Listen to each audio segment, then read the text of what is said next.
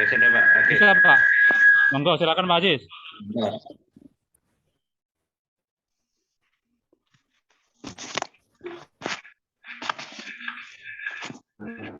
Halo, jelas suaranya Pak ya? Sudah jelas.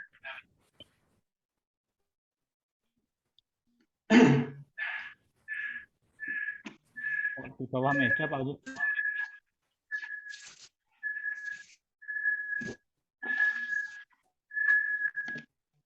Ini gambar kok di bawah meja Pak Aziz? Ya Pak. Mana? Kan ada yang di bawah meja ini yang mana ini Pak Aziz?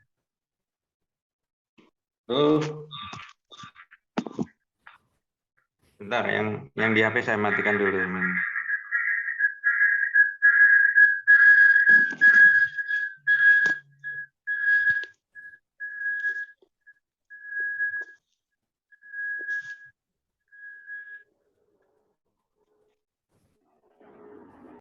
Monggo Pak Aziz. Ya.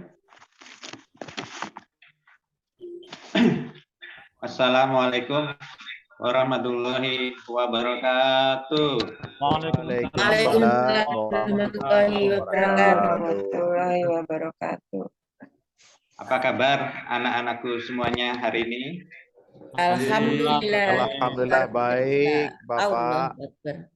Ya, alhamdulillah. Baiklah, sebelum pelajaran dimulai, saya akan coba mengecek dulu ya kehadirannya. Hari ini siapa yang tidak masuk? Semua Pak. Oh, masuk semua. Ya. Ya, alhamdulillah. Saya juga hadir. Baiklah, hari ini kita akan belajar tentang keteladanan kisah Nabi Ismail alaihi salam. Sebelumnya, minggu yang lalu kalian sudah mempelajari tentang akhlak terpuji, yaitu patuh dan taat kepada orang tua. Nah, kali ini kita akan belajar tentang teladanan Nabi Ismail alaihissalam. Ini juga ada kaitannya dengan pelajaran yang minggu lalu, yaitu patuh dan taat kepada kedua orang tua. Baiklah, tujuan pembelajaran hari ini adalah peserta didik mampu menyebutkan hikmah dari kisah Nabi Ismail alaihi salam.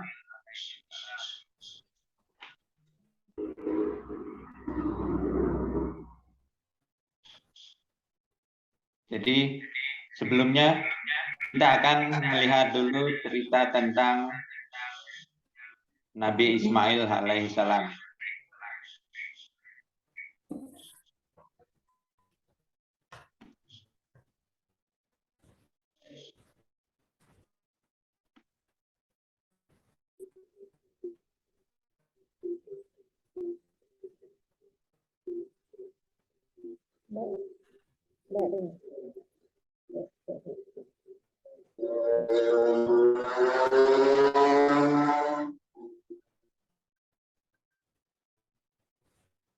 Alaihissalam. Nabi Ismail alaihissalam adalah putra Nabi Ibrahim alaihissalam bersama istri beliau yaitu Siti Hajar. Pada saat masih bayi, Allah Subhanahu wa taala memerintahkan Nabi Ibrahim untuk menempatkan Hajar beserta bayinya di suatu lembah yang sangat tandus, yaitu tanah Mekah. Di sanalah Nabi Ibrahim alaihissalam membawa Hajar dan putranya dan meninggalkannya. Akhirnya mereka pun terpisah dari Nabi Ibrahim demi melaksanakan perintah Allah Subhanahu wa taala. Nabi Ismail alaihissalam hidup bersama ibunya di tempat yang tandus. Tidak ada pepohonan, makanan, bahkan tidak ada minuman atau air sedikit pun. Kebingungan pun bertambah saat bayi Ismail alaihissalam menangis kehausan perbekalan yang dibawa ke habis. Kemudian Hajar mencari kemana-mana, namun tidak mendapatkan hasil. Siti Hajar berlari menuju Bukit Safa sampai Marwah. Dia mencari air. Ketika berada di Bukit Safa, ia nampak melihat air di Bukit Marwah. Akan tetapi, ketika didekati, air pun tidak ada. Kemudian dari Marwah, Siti Hajar pun melihat seperti ada air di Bukit Safa. Akan tetapi ketika ia dekati, air pun tidak ada. Hal itu ia lakukan berulang-ulang sampai 7 kali. Berkat kesabaran dan doa Siti Hajar, akhirnya Allah Subhanahu wa Ta'ala mengutus malaikat Jibril untuk menyuruh Ismail yang masih bayi untuk menjejakkan kakinya ke pasir. Setelah itu dengan izin Allah, keluarlah air yang sangat jernih, yaitu mata air Zam-Zam. Kemudian Siti Hajar pun mengumpulkan air tersebut dengan mengucapkan Zumi, Zumi, Zumi. Karena Siti Hajar sangat bahagia, sangat senang dengan munculnya air Zam-Zam tersebut. Kemudian kerinduan Nabi Ibrahim alaihissalam kepada putra kesayangannya sepertinya akan terobati. Nabi Ibrahim alaihissalam telah menyelesaikan tugasnya dan akan pulang untuk kembali bersama anak dan istrinya. Setelah bertahun-tahun berpisah, akhirnya Nabi Ibrahim alaihissalam bisa bertemu dengan keluarganya di sebuah tempat yang sekarang diberi nama dengan Padang Arafah. Setelah melepaskan lelah, mereka melakukan perjalanan pulang menuju ke Mekah. Di tengah perjalanan, mereka beristirahat dan tidur sejenak di Musdalifah. Nah, di tempat itulah ketika di saat tertidur, Nabi Ibrahim bermimpi bahwa Allah Subhanahu wa Ta'ala memerintahkan agar beliau menyembelih anak kesayangannya yang baru bertemu dengannya. Kemudian berita itu pun disampaikan kepada Nabi Ismail alaihissalam. Hai anakku, aku bermimpi dalam tidurku, diperintahkan Allah untuk menyembelihmu. Sebagai anak yang berbakti kepada orang tua maupun kepada Tuhannya, dengan tanpa ragu-ragu, Ismail menjawab, wahai ayahku, laksanakan yang Allah perintahkan. Insya Allah, aku termasuk orang yang tabah menjalaninya.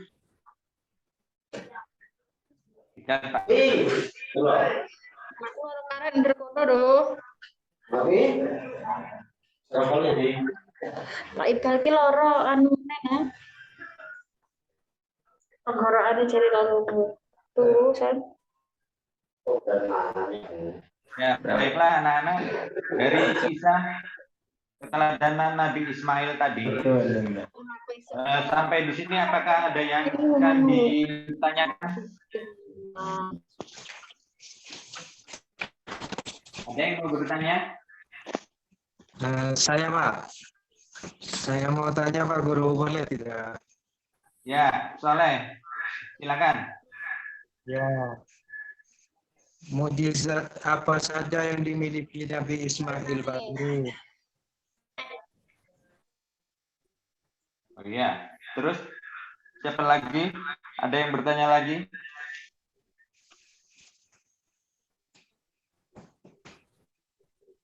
Tidak ada lagi? Tidak ada, Pak. Yang lain bergurau Pak Guru. Gimana? Saya tidak loh, Pak. Lain bergurau. Tidak ada yang tanya Pak Guru, silakan. Ya, jadi mujizat dari Nabi Ismail itu adalah diselamatkannya Nabi Ismail dari pada waktu akan disembelih. Beliau diselamatkan oleh Allah dengan diganti dengan seekor domba yang besar. Yang kedua yaitu keluar dari injakan kaki Nabi Ismail itu air Zam-Zam. Saya Pak mau tanya Pak. Ya, bagaimana? Saya mau tanya. Ya, silakan. Pada masa apakah Nabi Ismail alaihissalam hidup Pak? Bagaimana? Pada masa apakah Nabi Ismail alaihissalam hidup Pak? Oh ya, jadi Nabi Ismail itu hidup pada masa atau hidup mulai tahun 1911 sampai dengan 1779 sebelum Masehi. Ya, jadi sebelum Masehi ya. Ya Pak.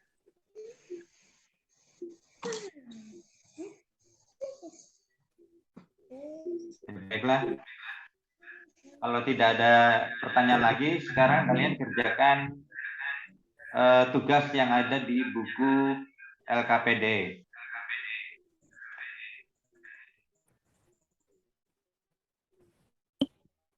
Baik, Pak Guru. Baik, Pak Guru.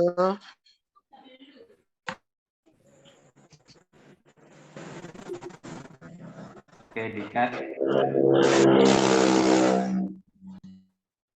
Ya, tadi kalian sudah mempelajari tentang kisah keteladanan Nabi Ismail alaihissalam. Sekarang coba kalian simpulkan hikmah apa saja yang bisa diambil dari kisah tersebut. Ada yang bisa menjawab? Ada yang bisa memberikan kesimpulan? Ayo, siapa?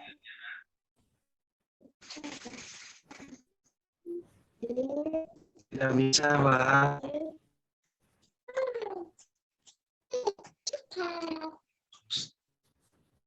Ya, jadi yang pertama, hikmah yang pertama adalah keluarga Ibrahim atau Nabi Ibrahim itu layak ya dijadikan untuk teladan karena ketaatan dan kepatuhannya dalam menjalankan perintah Allah. Yang kedua, ketaatan dan kepatuhan Nabi Ismail terhadap perintah Allah dan juga orang tuanya itu mencerminkan kepribadian anak yang soleh, yang patut dijadikan teladan. Yang ketiga, ketinggian budi pekerti yang dimiliki Ismail itu menjadikan dicintai Allah dan mendapatkan banyak keistimewaan darinya. Yaitu menjadi nabi dan rasul.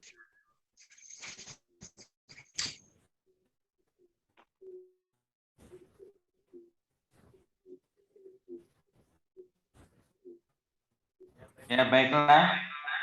Demikian tadi pelajaran kita hari ini.